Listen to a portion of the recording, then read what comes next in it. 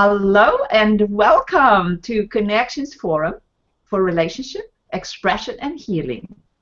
This is episode 64, and today we have our special guest, who is also my co-host, Heidi Hornlein. And our topic today is Discord to Harmony, the Music of Life.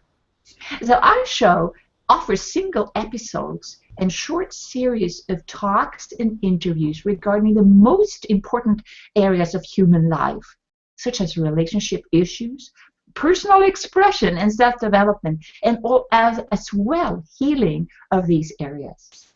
The purpose of our show is to give you inspiration and also teach you new skills with which to handle the issues which are connecting with our topics. So you can also view our replays on our website, Hangout on Connections. And a little bit about me. I'm Margarita Crystal Lotus. I'm a life and business mentor. I work with women and helping them to remove stress and discord in their life so they can actually rebuild their relationships, find their mission, and see their career flourish. So you can connect with me on thecrystallotus.com. And now over to my co-host, Heidi Hornlein.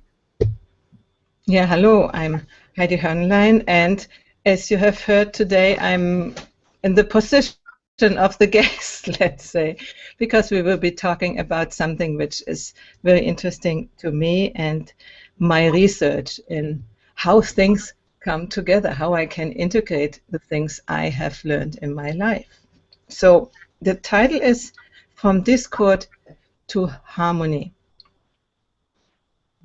We are living so much in discord with other people, and we don't like what the world is about, what is happening, and we are unhappy more of the time and feel bad. And this is not necessary. We can create harmony. We think harmony is something for other people who by chance have a better life and we are kept out, but that's not the case. So today I want to bring you a little bit into the notion of harmony and how we can create harmony for our lives. So I'm very curious here, Heidi. So what has harmony to do with voice? And how did you come up with this topic for today? Oh, harmony has to do much with music, and for that also with voice, You can hear, for instance, when people speak, do they have an harmonic voice? Or is their voice a little bit like this? Or like this? Or, there are many, many, many ways. But you have a feeling if this is a person who is speaking with a harmonic voice or is a harmonic person. But most and foremost, it is in music that harmony is a big concept. And actually also in philosophy, the harmony of the spheres is a concept which the old Greeks have already thought about, I think many of you will know this concept. Spheres, music, exactly. And I came to notice these things about 20 years ago when a person, a German jazz musician, had in the radio a show which is called The World is Sound, and here's the recording. It's in German, so you won't have it in English, but maybe the book you can find in English. And he is called Joachim Ernst Behrendt. He's dead now, but he found out about the overtone singing and introduced it to the audience, to a larger audience. And from there, all sorts of New Age movements also in music appeared. And overtone singing, you may have heard about it, is a way of singing, not melodies, da da da da da da da da, as we do it in our music, but it is not a follow-up of several notes, but it is a static sound, and it's a vertical development of the so-called harmonics. And the harmonics are, how can I say that, partial sounds of the basic sound, which are always present, more or less, but they are present. Every sound has harmonics, and the quality of a sound depends on the amount of harmonics which are developing by the basic sound. That a little bit, because that's a little confusing to hear. So let's say you make a sound, but that sound creates other sound. Is that correct? Like the overtones are other. So you have a note, you can sing it or play it, but there is more notes above it. Is that what overtones is? Yes, overtones are a whole range of specific intervals which appear contemporaneously with the basic sound. If you had only the basic sound, you would hardly hear anything. So it is an expansion of this basic sound. On the piano, when you click on one of these, you have a sound. On a real piano, it would be very easy to show you that at the same time with this sound, you would hear this sound, and you would hear also this sound, and also this, and this, and this, and this. Lower, probably, but they are all parts of the basic sound. And in singing, overtone singing, you can make them hear, you can make them perceive.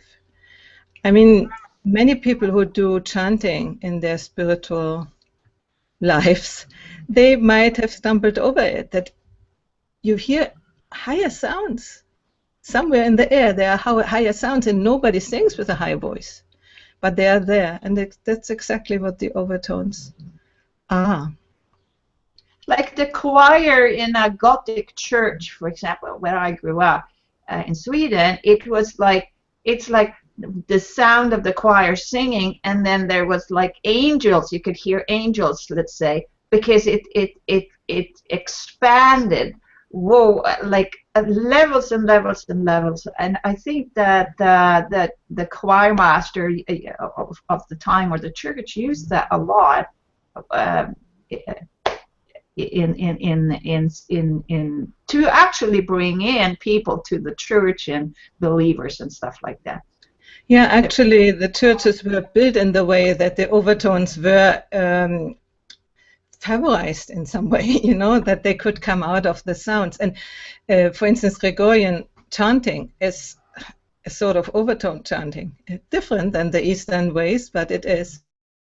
And it is said that in Pisa, in the Duomo of Pisa, when there is a special place where when you emanate a sound there, it is splitting up in all the overtones. So it would be a reason to go to Pisa and to sing a tone right in this place.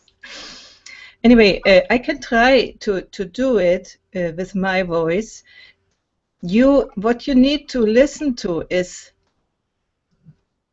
probably you won't hear these as tones which appear, but as some little bells or some noises which are higher than the sound I actually sing. And I will do that, and afterwards I will explain how I do it. I'm not really an expert in that, but I used it for many reasons, and in my workshops when I did workshops on singing. So I'm using a very low sound, let's say like this.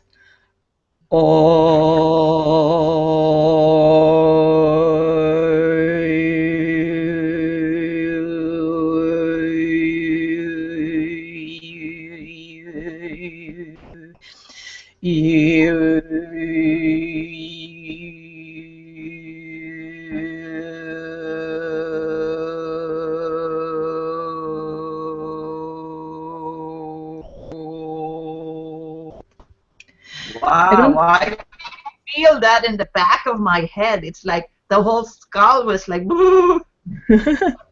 I don't know if you heard that, but I did from very high. I went down the scale of the harmonics until I arrived at the low sound.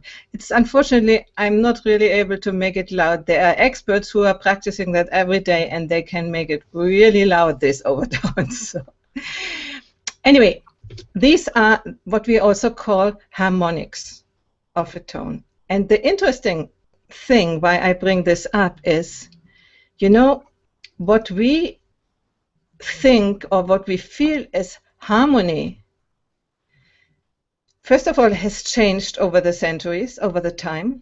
At the beginning, as harmony were only perceived octaves, then later fifths, and then thirds, you know, and then so on, like the harmonic scale. It was a development in music writing. There were times when people didn't want to hear thirds. They found them ugly and disturbing. And now the thirds are the most, you know, harmonic thing. We are the alpinists in Italy, they're always singing in thirds, and the popular music, I mean, folk music often uses the thirds as accompaniment of the melody. So it's really very normal now. Then there, in the Baroque area, normally are considered as very disturbing. It sounds like this together, for instance. Let's say this.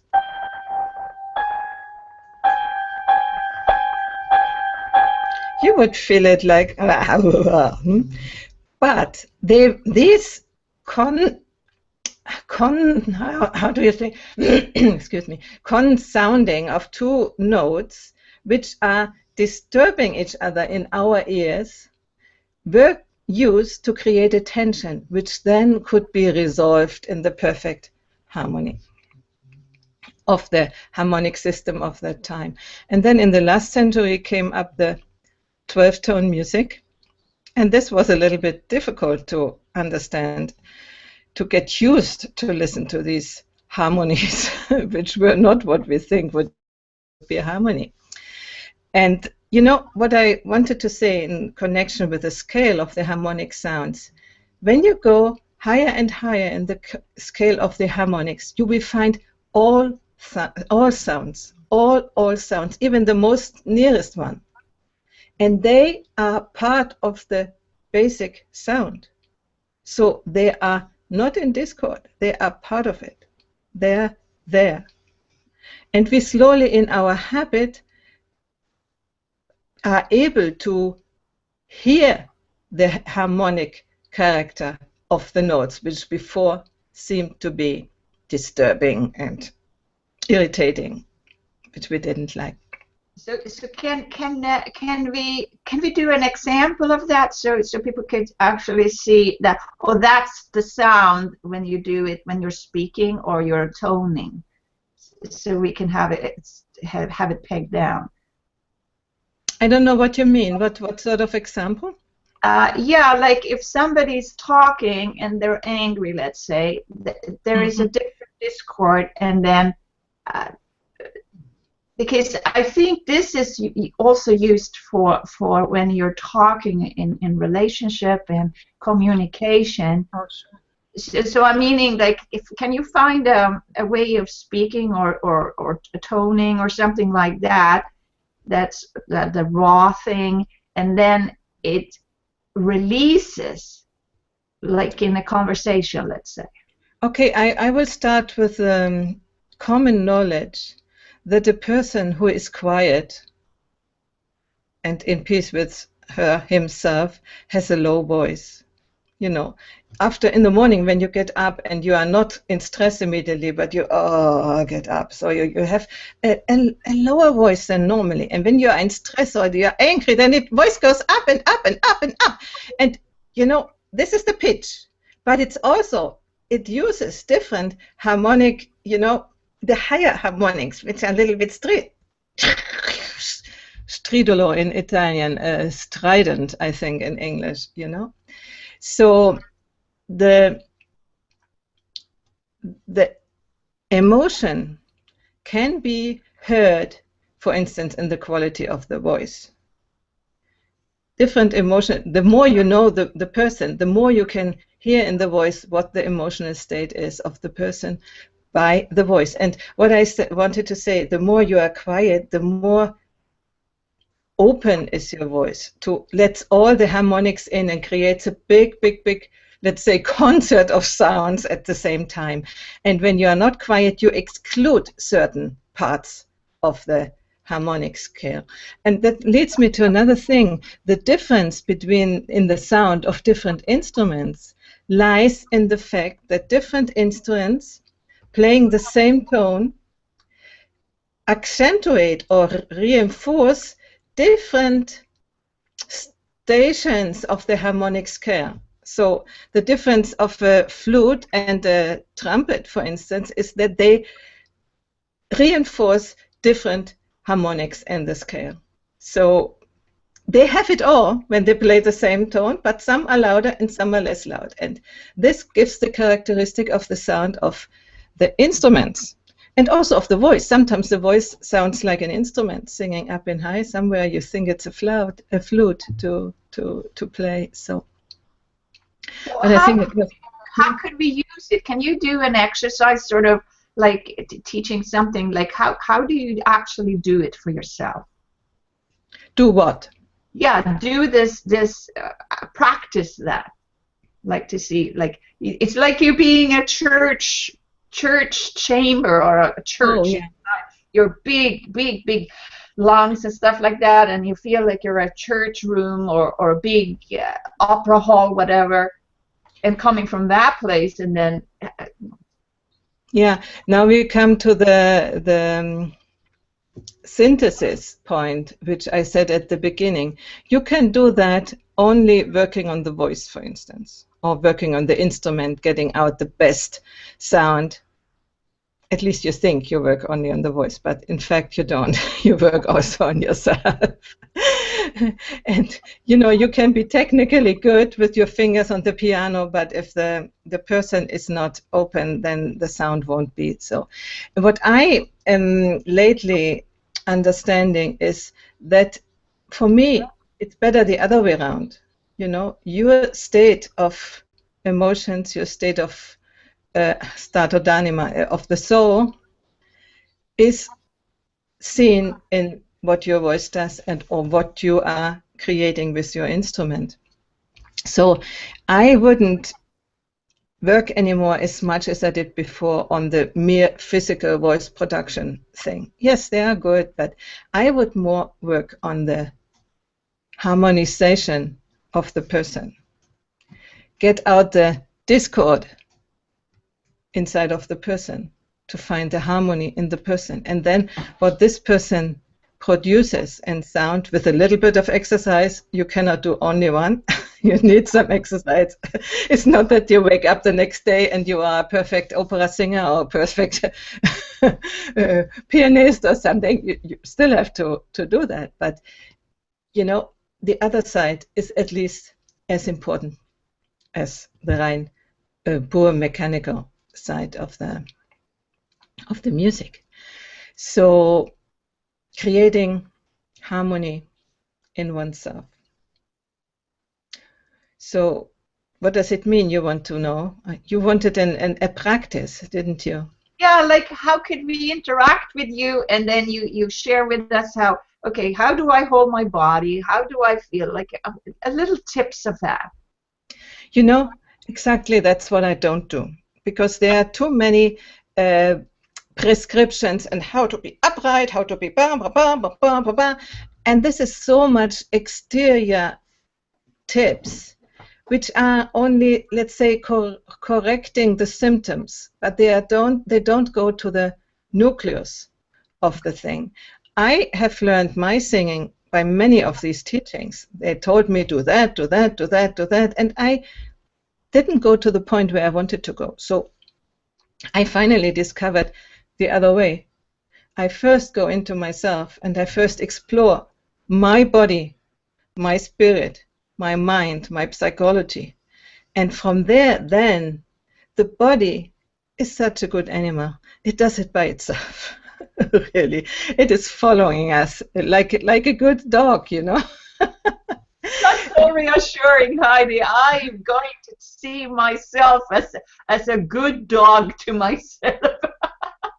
Absolutely. And the thing, especially with singing, is because we are our instrument. It's a little bit different than when you learn an instrument. Our body is the instrument. So with singing, people often just force the body too much, force their psyche too much. They want to create something. And instead of preparing the field so everything can develop organically. And this is my credo, you know. Prepare the field so that the body can do what it naturally likes to do, when it is free, when it's not like this, you know, and constricted with a position upright or something like this. No. Yeah, upright, yes, but not in this way. Yeah, well, and this is good news, because I mean, I've had taken singing lessons, and then they tell you this one and this one, and I mean, I wasn't really good at it, but you know, this what you're saying is so amazing. We just relax and prepare to feel good, and then it happens natural. That's a good news, I think. Yeah, you know, yes, relax is good and feel good is good, but it's not enough, you know. You also have to prepare your body, and for instance, for singing, also for playing a brass, how do you say, brass instruments like flute and trumpet, you need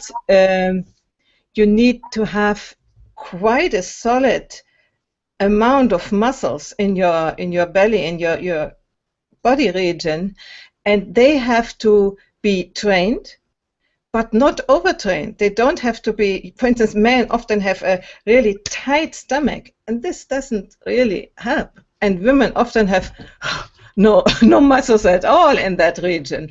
So you have to have a trained body, the whole body, which is easily responding, which is not tight, which is in a constant, how do you say, alertness of what the body, or she, the body, how you want to say it, the body, I don't think it's an it, anyway, responding to what is going on. And if I want to sing a note, and you know, when I'm relaxed like this, I would sing, it's not, no? So you have to have a certain readiness of the body to sing, or like this, you know. And when you have to sustain high notes, you have really to have the muscles ready to do that, because if you just shout out a high note and don't have the body support, it won't work.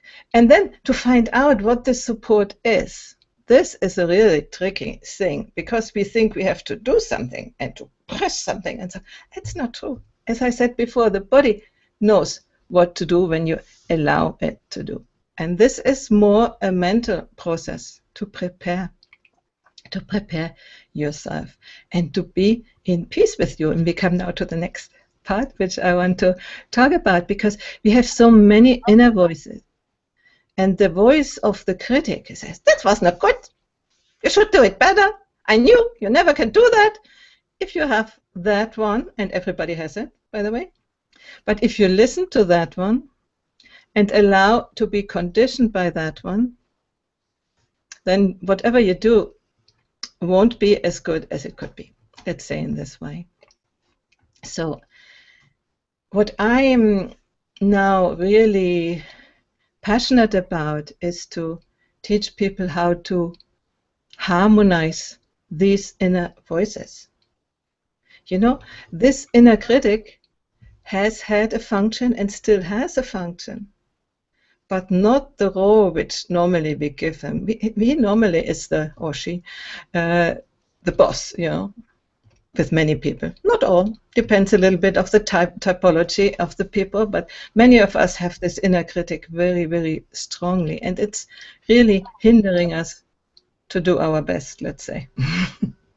Then there are other many voices who are in constant conflict with each other, no? For instance, chocolate. I always think about chocolate. I don't have any more today, but I say today I won't eat chocolate. And as long as I have it, then I go there and eat it. And then the other voice says, you shouldn't have done that. You said you are not reliable when you do this. First you say you don't do it, and then you do it. And then the other voice says, oh yeah, this is a sort of a reward. You have been so good in studying all the time or doing your work. You can have that. And the other voice it's a coffee, right? I can have another coffee. Yes. So I have put the limit on myself. I have to control myself. Right now, I have 2 coffees a day. And do you listen to the voices who is speaking? Because it's not always the same one. There might be several, and often they are in open conflict with each other. And we, as the person, try to figure out what we should do, and we end up in the whole, you know, all the voices shouting at the same time. And we just do the next thing, you know. Listen to the first, we hear loudest. And this is not harmony, you know. This is just a sort of a momentarily, how do you say when you don't shoot anymore, but there is no peace yet? Calm. Armistice. What is it? Armistice. Armistice. It's a word. It's not Truce. in my vocabulary. Truce. What?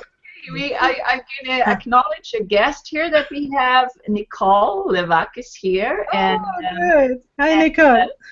She says it's great to talk about the inner critic. I'm loving the conversation. I have those voices going on in my head too. Yeah, I'm with you there. Yeah, just let's show up her comment to have it also on the video. Wonderful. Yeah, and the inner critic logically is the one which we suffer from most. But there are others, you know, the sneaky ones who bring us to things we don't want to do, as we said with the coffee and the chocolate.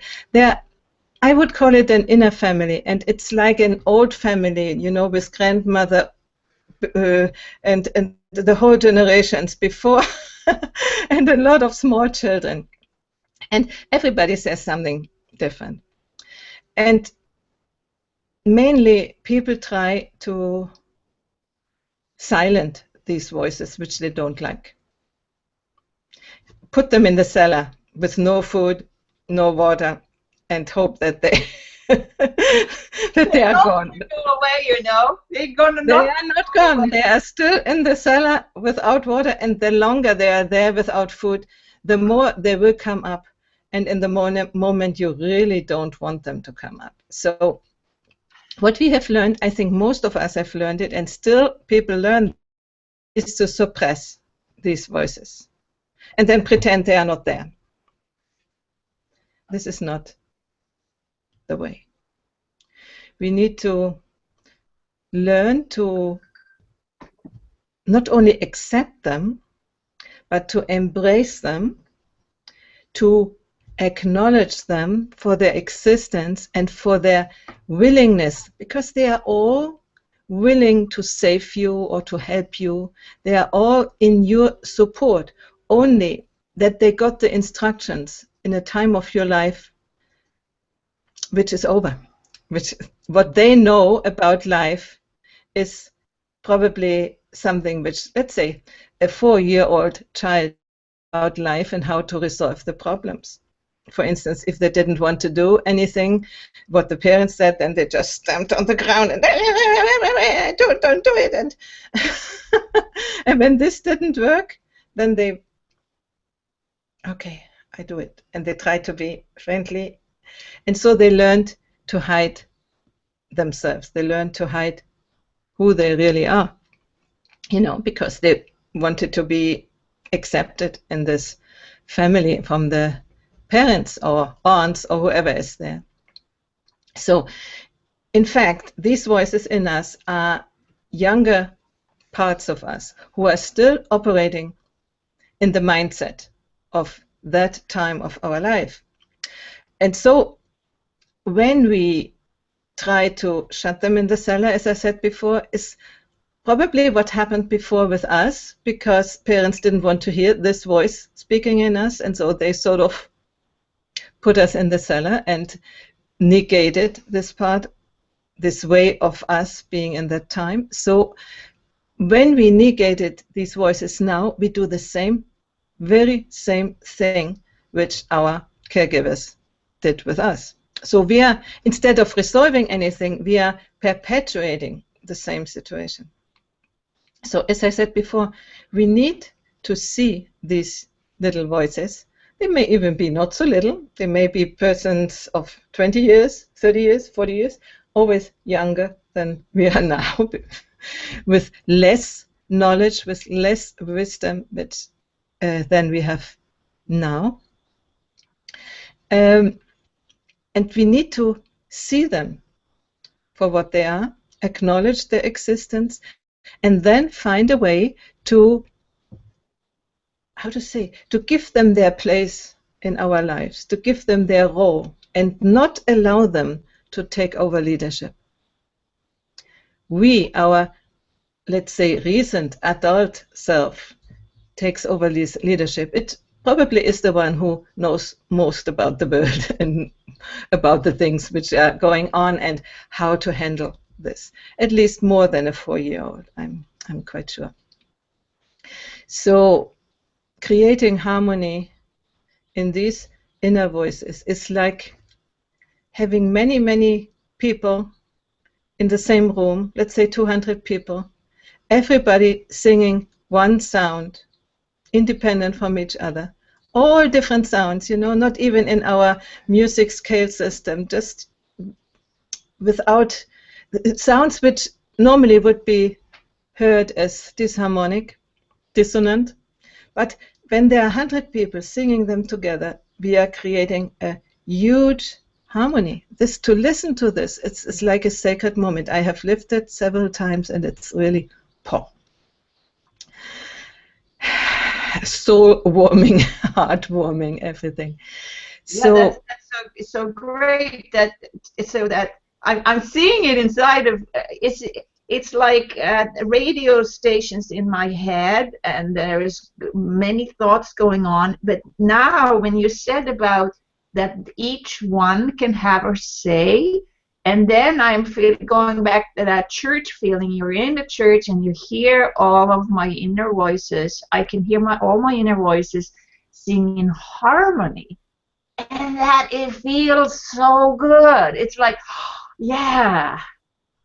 absolutely, every inner voice, when we want to say it in this way, has its tone, and singing all together, this creates a harmony. If one comes out and with a sound like you know, it is disturbing the harmony. So we need to create this connection between the inner voices to really, that they are able to be near each other without wanting to kick each other off, and to create this big choir of sounds where everybody has his, her place.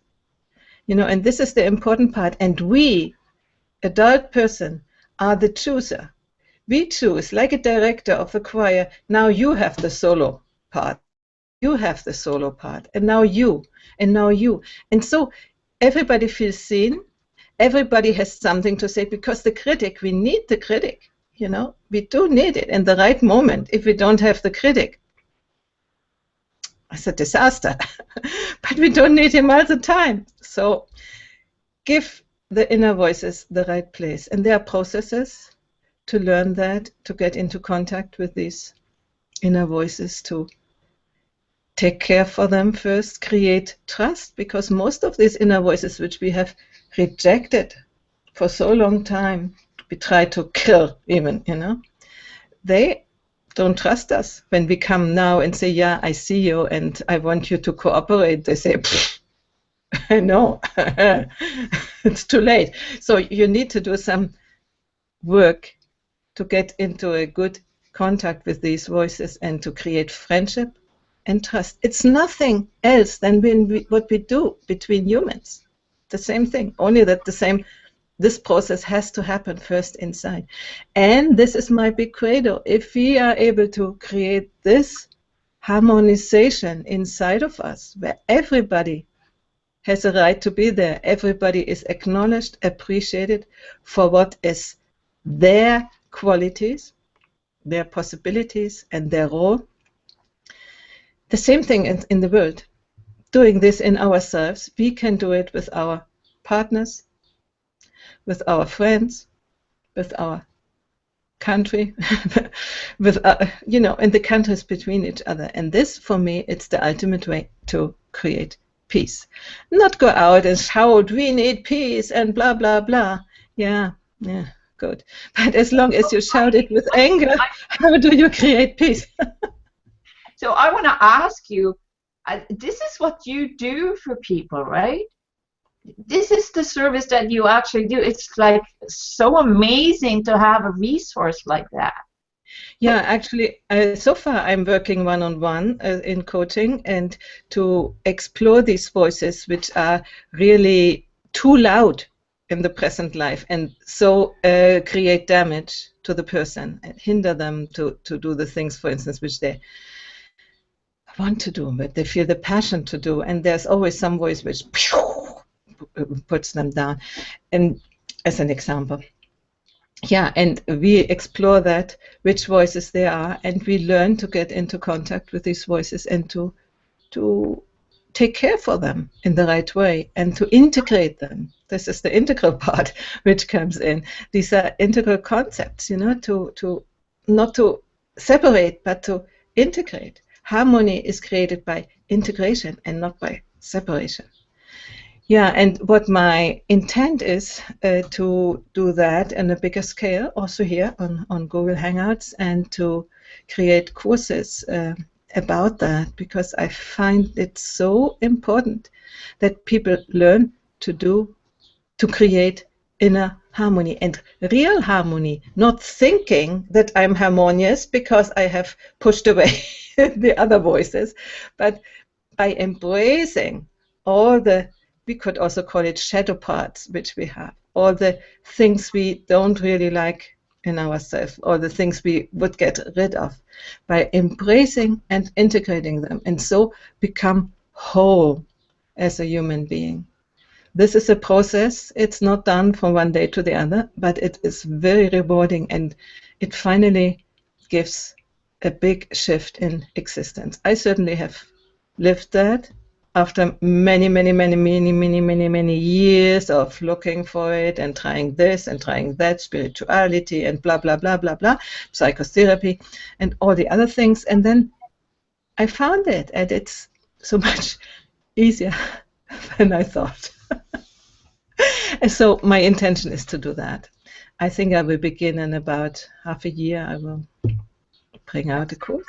That's amazing. I mean, you are really a treasure here. You are. I mean, to have a mentor to go to like you, Heidi, it's like you, and then they can see you. You can feel what you can do, and then you're explaining this here is very valuable for somebody who wants to actually coordinate their own inner stuff, the inner voices, I would say. Yeah, and also the outer voice, because there are so many people around who have a voice which is not really nice. No, when you need to listen to somebody talking all the time like this, and a talk of an hour, you get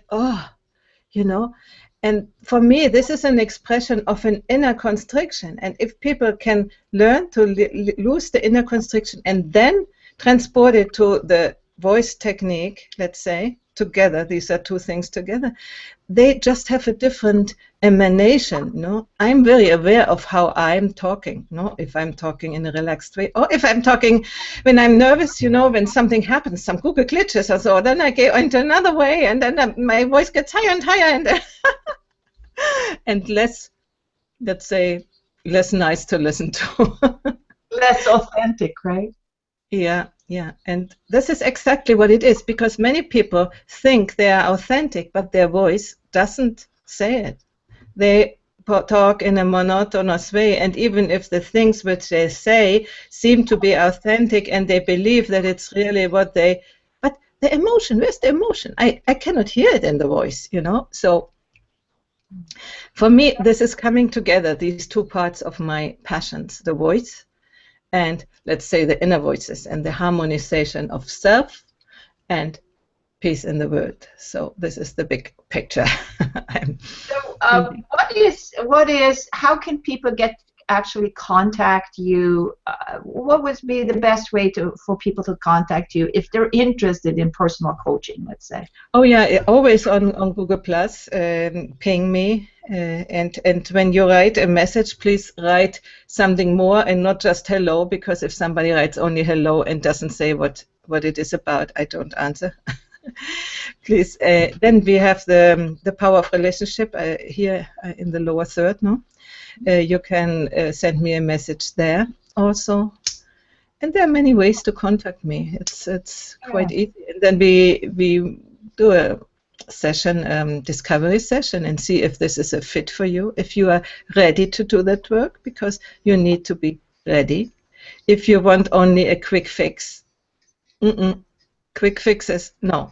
It is relatively quick and more quick than you think, but it's not a recipe. It's really more profound work, and not everybody is ready to do that. Many people want to maintain their outside appearance as it is, and I don't want to change. I want to stay as I always was. Okay, you have every right to do so, but change is only possible when you really change, and not think you would change in, you know, and then stay the same afterwards. It's not.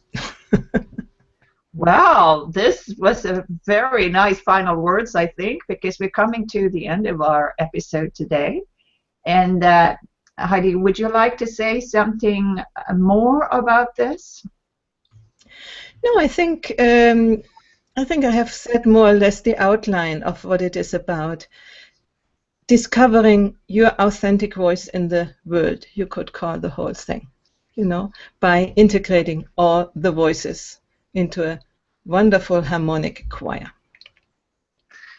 I mean, I think for me personally, I felt like you've summarized the inner voices and connected it to how we speak and how we relate in our life, and that was really great, connecting the dots here.